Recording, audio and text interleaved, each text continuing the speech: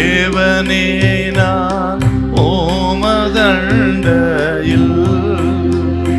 இன்னும் நெருங்கி சேர்வதே என் ஆவல் பூமியில். உபாகம புஸ்தகம் 34:10-12 வார்த்தை. மோசே எகிப்து தேசத்திலே பார்வோனுக்கும் அவனுடைய எல்லா ஊழியக்காரருக்கும் அவனுடைய தேசம் அனைத்திற்கும் செய்யும்படி கர்த்தர் அவனை அனுப்பி செய்வித்த சகல அடையாளங்களையும் அற்புதங்களையும்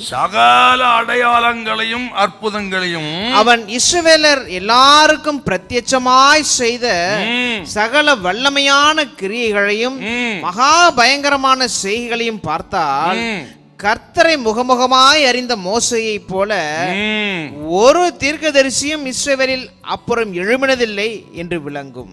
இதோட கல்லறை வாசகம் என்னங்க வேணும்?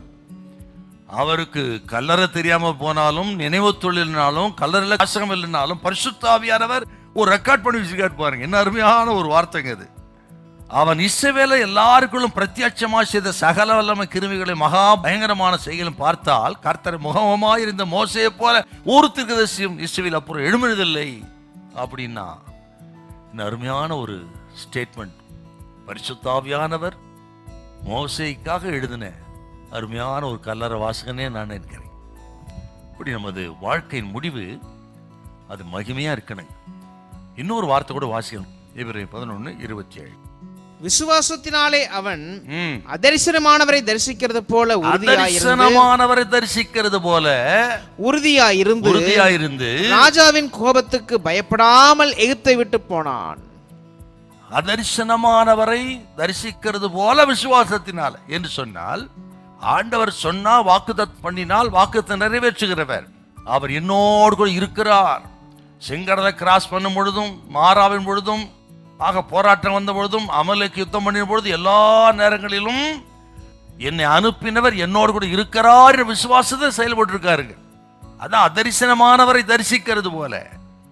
அப்படி வாழ்ந்து வெற்றி பெற்ற தேவ மனுஷன் இன்னைக்கு ஆண்டவர் நம்ம பார்த்து சொல்கிறார், அருமையான கர்த்தருடைய பிள்ளைகளே, அவர் வாக்குத்தத்தம் பண்ணி இருக்கிறார். அவர் விசுவாசிப்பு. அவர் நம்மளோடு கூடவே இருக்கிறார். நம்ம நடத்துகிறா, நமக்கு முன்பு கடந்து போகிறா, நம்ம சத்தத்தை கேட்கிறா, நம்ம ஜபத்தை கேட்கிறா, நம்ம விசுவாசத்தை கனம் பண்ணுவா என்று அதரிசனமானவரை தரிசிக்கிறது போல நீங்கள் விசுவாசத்துல ஆண்டவரை நம்பி இருந்தா உங்கள் காரியம் எல்லாம் ஜெயமா இருக்கும், தோல்வியே இருக்காது.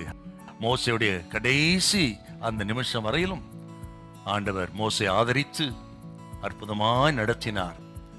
நம்மையும் கடைசியில் நடத்துவார். பாதியில கைவிட மாட்டார்.